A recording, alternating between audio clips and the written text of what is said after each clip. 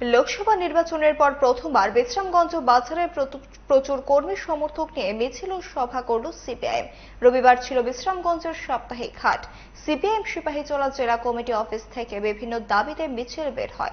মিছিলটি শেষে বিশ্রামগঞ্জ বাজার স্ট্যান্ডে অনুষ্ঠিত হয় পথসভা। সভায় সভাপতিত্ব করেন বাম নেতা গৌরাঙ্গ ঠাকুরাতা।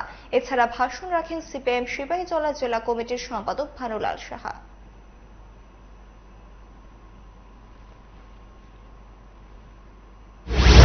কৃষক সমাজ তাদের চক্রান্তের বিরুদ্ধে শুধু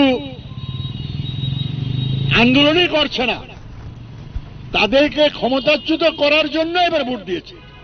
ফলে আমরা দেখলাম তৃতীয়বার সরকার এসেছে, কিন্তু তাদের আসন সংখ্যা কমে গেছে। তারা 353 থেকে 292 হয়ে গেছে। বিজেপি 303 থেকে 240 হয়ে গেছে।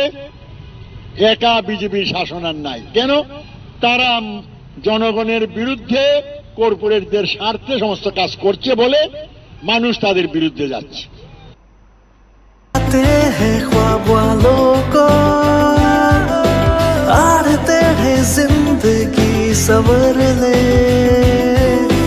ऊंची ऊंची उड़ाने मुस्काने उस मीठे पल का भरोसा तू कर ले।